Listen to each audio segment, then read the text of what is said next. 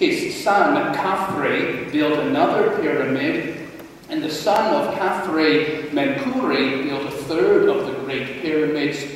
Those other two were not as big as the pyramid of Khufu. What incredible monuments. But now I'm going to tell you about another monument built by a person with an ego even bigger than that of Khufu. King Herod of Judea. Herod built for himself a monument which absolutely dwarfed the pyramids. But we don't know that much about it today because it has completely disappeared. He started in 20 BC, and his temple was not completed for 90 years until 70 AD. He built it on top of a mountain just outside of Jerusalem, Mount Moriah. And if anybody else was building a temple on a mountain, they would have gone the easy way and cut the top of the mountain off to make a flat space. But if Herod had done that, the space wouldn't have been big enough. So rather than cut the mountaintop off, he built it up. And can you imagine the degree of excavation required to build up a mountaintop until there was a big enough flat surface for this incredible temple that Herod envisioned? Some of the stones within the construction of Herod's temple were 40 feet by 12 feet by 18 feet and weighed 628 tons each. Compare that with the stones in the pyramid that weighed 2.5 tons each, or the biggest stones in the pyramids at 80 tons each. They were still like children's building blocks compared to the 628-ton stones used by Herod. When he was finally done, his temple was 1,600 feet long, 900 feet deep, and 120 feet tall. You could have picked up all three of the great pyramids and placed them down side by side in Herod's temple, and there would have been plenty of room left over.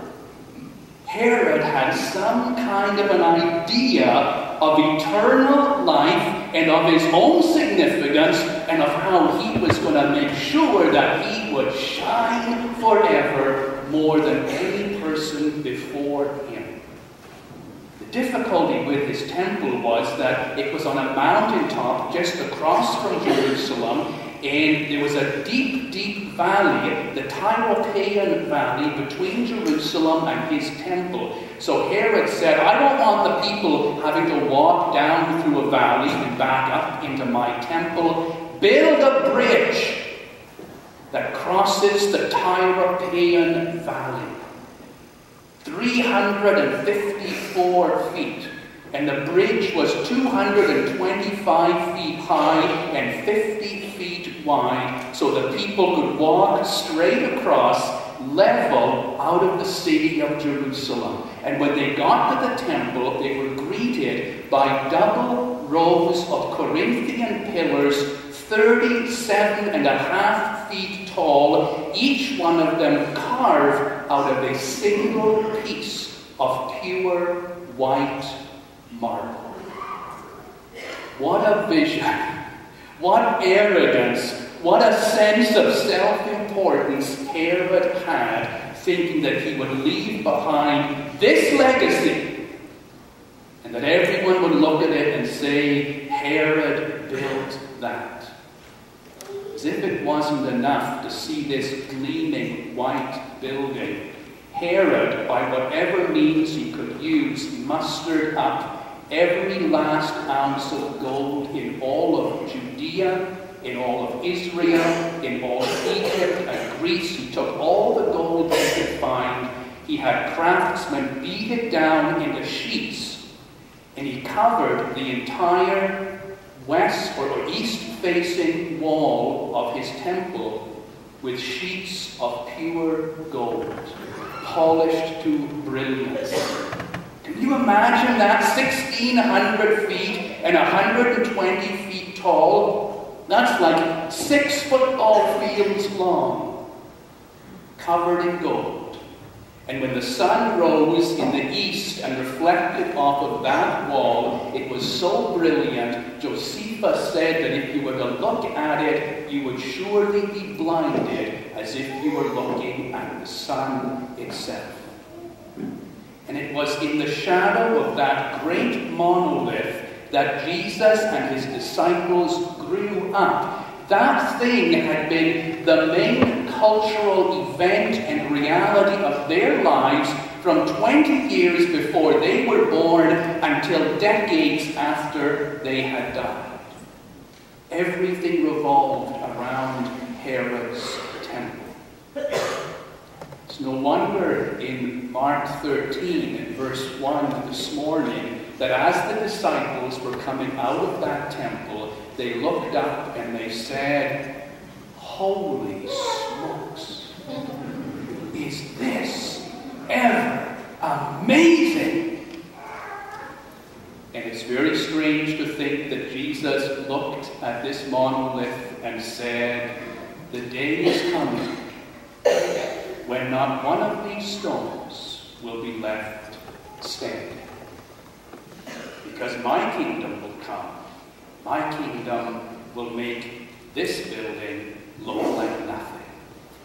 I hope you understand when Jesus said that about the stones, he wasn't talking about little stones that you could move with your hands, or with mere 2.5-ton stones like in the puny pyramids. He was talking about stones that were 40 feet by 12 feet by 18 feet that weighed 628 tons each. And he, the Galilean fisherman, said, "Not one of these will be left when my kingdom comes."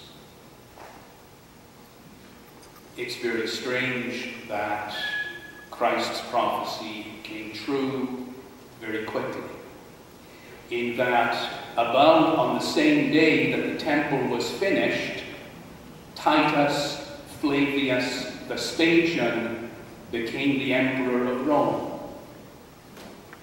He went to Jerusalem, and he saw the temple to Yahweh, and he realized that as long as that temple stood, that he, Titus, would really not be the king of Judea. And he called his chief engineer, and he said to his chief engineer, "Do you see this thing?" And his chief engineer said, "Yes, isn't it magnificent?" And Titus said to him, "Get rid of it." His chief engineer said, "Yeah, right." He said, "Couldn't I just go and dismantle the pyramids?" And Titus said, "You get rid of this." And Rome took Herod's temple apart, stone by stone, until there was not one stone left standing atop another. And all of Herod's dream of eternal life and fame were destroyed, wiped out, turned into nothing. Titus was somewhat inspired by Herod's temple, and he went back and tried to build something like it in Rome. He failed dismally. You may have heard of the building that Titus built. It was a little outbuilding in comparison to Herod's temple. He called it the Colosseum. It was 1/5 the size of Herod's temple.